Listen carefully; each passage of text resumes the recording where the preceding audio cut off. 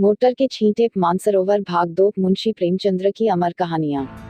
क्या नाम की। प्रातःकाल स्नान पूजा से निपट, तिलक लगा, पीताम्बर पहन, खड़ाऊं पांव में डाल, बगल में पत्रा दबा, हाथ में मोटा सा शत्रु मस्तक भंजन ले एक जजमान के घर चला। विवाह की साइट विचारनी थी। कम से कम एक कलदार का डॉल था। जलपान ऊपर से, और मेरा जलपान मामूली जलपान नहीं है। बाबुओं को तो मुझे निमंत्रित करने की हिम्मत ही नहीं पड़ती। उनका महीने भर का नाश्ता मेरा एक दिन का जलपान है। इस विषय में तो हम अपने सेठों साहूकारों के कायल हैं, ऐसा खिलाते हैं, ऐसा खिलाते हैं, और इतने खुले मन से कि चोला आनंदित हो उठता है। जजमान का दिल देखकर ही मैं उनका निमंत्रण स्वीकार करता हूँ। खिलाते समय किसी ने रोनी सूरत बनाई और मेरी क्षुधा गायब हुई। रोकर किसी ने खिलाया तो क्या, ऐसा भोजन कम से कम मुझे नहीं पचता। जजमा न ऐसा चाहिए कि ललकारता जाए, लो शास्त्री जी एक बालूशाही, और मैं कहता जाऊं, नहीं जजमान अब नहीं। रात खूब वर्षा हुई थी, सड़क पर जगह जगह पानी जमा था। मैं अपने विचारों में मगन चला जाता था कि एक मोटर छप छप करती हुई निकल गई। मुंह पर छींटे पड़े। जो देखता हूँ तो धोती पर मानो किसी ने कीचड़ घोलकर डाल दिया हो। कपड़े भ्रष्ट हुए, वह अलग, देह भ्रष्ट हुई, वह अलग, आर्थिक क्षति जो हुई वह अलग। अगर मोटर वालों को पकड़ पाता तो ऐसी मरम्मत करता कि वे भी याद करते। मन महसूस कर रह गया। इस वेश में जजमान के घर तो जा नहीं सकता था, अपना घर भी मील भर से कम न था। फिर आने जाने वाले सब मेरी ओर देख देख कर तालियां बजा रहे थे। ऐसी दूर प्रगति मेरी कभी नहीं हुई थी। अब क्या करोगे मन, घर जाओगे तो पंडिताइन क्या कहेंगी। मैंने चटपट अपने कर्तव्य का निश्चय कर लिया। इधर उधर से 10-12 पत्थर के टुकड़े बटोर लिए और दूसरी मोटर की राह देखने लगा। ब्रह्मतेज सिर पर चढ़ बैठा। अभी 10 मिनट भी न गुजरे होंगे कि एक मोटर आती हुई दिखाई दी। ओहो, वही मोटर थी। शायद स्वामी को स्टेशन से लेकर लौट रही थी। ज्यों ही समीप आई, मैंने एक पत्थर चलाया, भरपूर जोर लगाकर चलाया। साहब की टोपी उड़कर सड़क के उस बाजू पर गिरी। मोटर की चाल धीमी हुई। मैंने दूसरा फेर किया।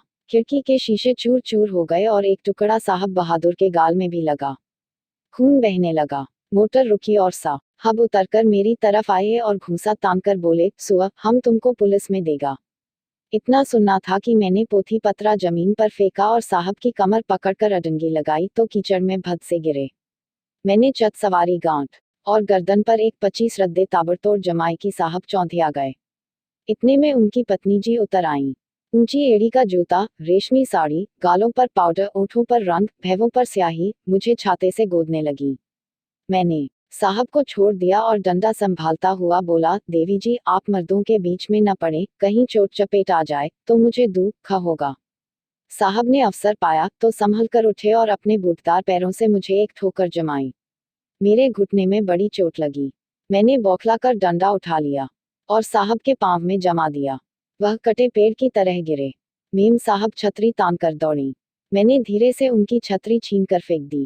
ड्राइवर अभी तक बैठा था। अब वह भी उतरा और छड़ी लेकर मुझ पर पिल पड़ा। मैंने एक डंडा उसके भी जमाया, लौट गया। 50 आदमी तमाशा देखने जमा हो गए। साहब भूमि पर पड़े पड़े बोले, रेस्केल, हम तुमको पुलिस में देगा। मैंने फिर डंडा संभाल और चाहता था कि खोपड़ी पर जमाऊं कि साहब ने हाथ जोड़कर कहा, नहीं नहीं बाबा, हम पुलिस में नहीं जाएगा, माफी दो। मैंने कहा, हाँ पुलिस का नाम न लेना, नहीं तो यही खोपड़ी रंग दूंगा। बहुत होगा 6 महीने की सजा हो जाएगी, मगर तुम्हारी आदत छुड़ा दूंगा। मोटर चलाते हो तो छींटे उड़ाते चलते हो, मारे घमंड के अंधे हो जाते हो। सामने या बगल में कौन जा रहा है इसका कुछ ध्यान ही नहीं रखते। एक दर्शक ने आलोचना की, अरे महाराज, मोटर वाले जानबूझकर छींटे उड़ाते हैं और जब आदमी लथपथ हो जाता है तो सब उसका तमाशा देखते हैं और खूब हंसते हैं। आपने बड़ा अच्छा किया कि एक को ठीक कर दिया। मैंने साहब को ललकार कर कहा, सुनता है कुछ, जनता क्या कहती है। साहब ने उस आदमी की ओर लाल लाल आंखों से देखकर कहा, तुम झूठ बोलता है, बिल्कुल झूठ बोलता है। मैंने डांटा, अभी तुम्हारी हेकड़ी कम नहीं हुई, आऊं फिर और दूं एक सोंटा कसके। साहब ने गिघिया कर कहा, अरे नहीं बाबा, सच बोलता है, सच बोलता है। अब तो खुश हुआ।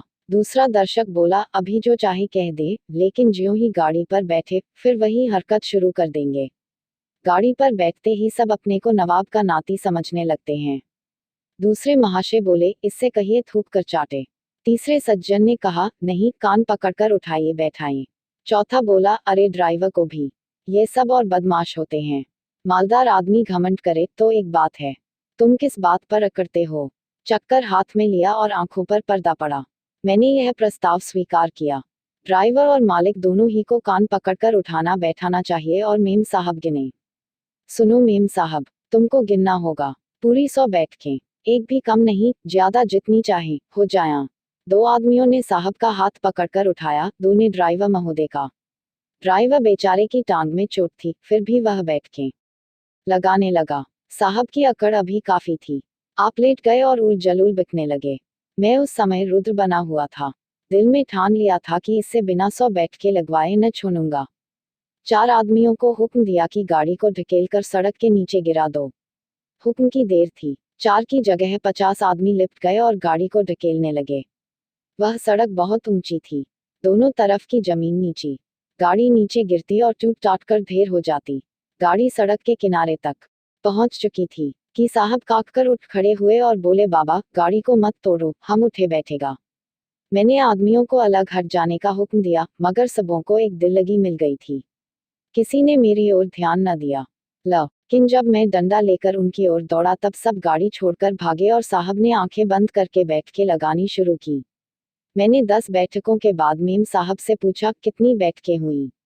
मेम साहब ने रोब से जवाब दिया, हम नहीं गिनता। तो इस तरह साहब दिन भर काटते रहेंगे और मैं न छोड़ूंगा। अगर उनको कुशल से घर ले जाना चाहती हो तो बैठकें गिन दो, मैं उनको रिहा कर दूंगा। साहब ने देखा कि बिना दंड भोगे जान न बचेगी तो बैठकें लगाने लगे। 1 2 3 4 5। सहसा एक दूसरी मोटर आती दिखाई दी।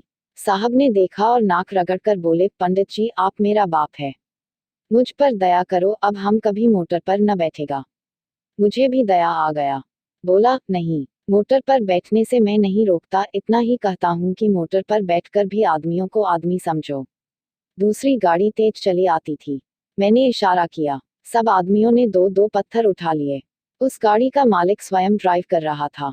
गाड़ी धीमी करके धीरे से सड़क जाना चाहता था कि मैंने बढ़कर उसके दोनों कान पकड़े और खूब जोर से हिलाकर और दोनों गालों पर एक एक पड़ाका देकर बोला, गाड़ी से छींटा न उड़ाया करो, समझे।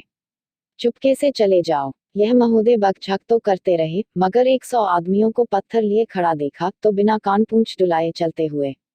उनके जाने के 1 ही मिनट बाद दूसरी गाड़ी आई। मैंने 50 आदमियों को राह रोक लेने कहा। कम दिया। गाड़ी रुक गई। मैंने उन्हें भी 4 पड़ाके देकर विदा किया, मगर यह बेचारे भले आदमी थे, मजे से चांटे खाकर चलते हुए।